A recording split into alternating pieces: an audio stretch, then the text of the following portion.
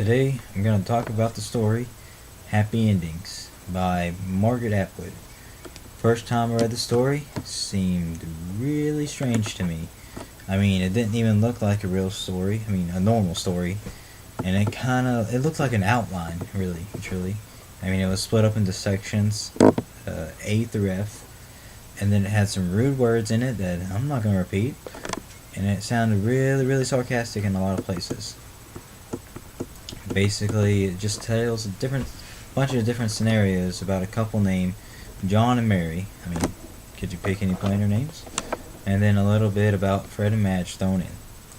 It was about stuff. It was all about stuff like falling in love and marriages and affairs and kids and some other stuff. The first scenario seems normal, and then you go into the book more, and they just get stranger and stranger, and some of them are honestly kind of horrible.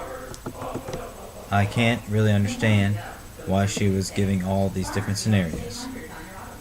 What was all this about? And then she said it didn't matter because all of them ended the same.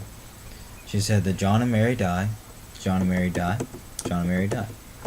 I actually had to go and research the story a little to figure out what it was all about. Then I was like, oh, okay, I get it now. So, why didn't I see that in the first place? I mean, all she's trying to tell us is that what you do with your life is more important than death, because all of us will die eventually. If a person just focuses on the end, then more than likely they won't get anything achieved in this life. It'll all be for nothing. The actual words she uses out of the book are, so much for endings. Beginnings are always more fun.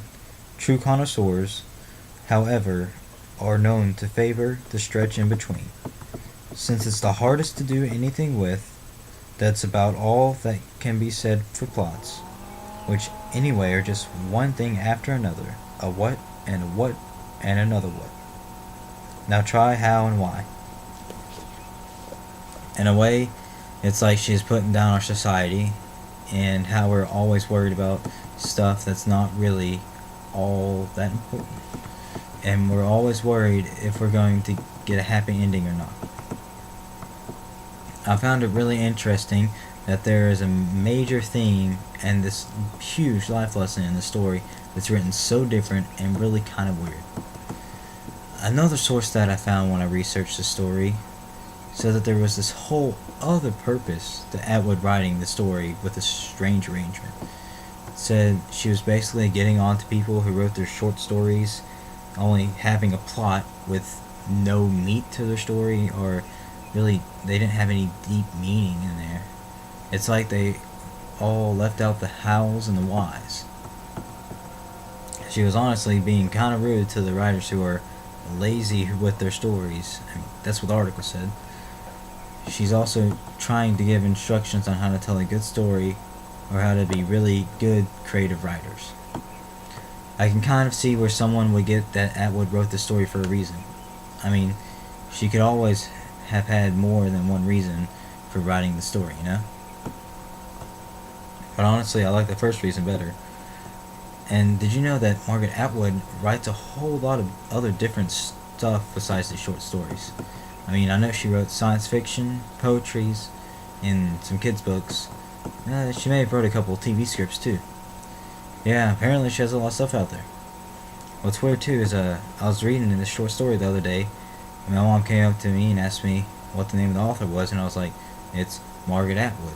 She was like, oh, I'm reading a book by her named The Handmaid's Tale. I think that's what it's called. It's one of Margaret Atwood's science fiction books. My mom actually said it was very good. The short story that I'm talking about, Happy Endings, was actually only published around 30 or so years ago. That's not too long ago compared to other stuff we've read. And the author, Margaret Atwood, is still alive today, unlike most of the other authors whose stories we read. But I'm pretty sure she's still old.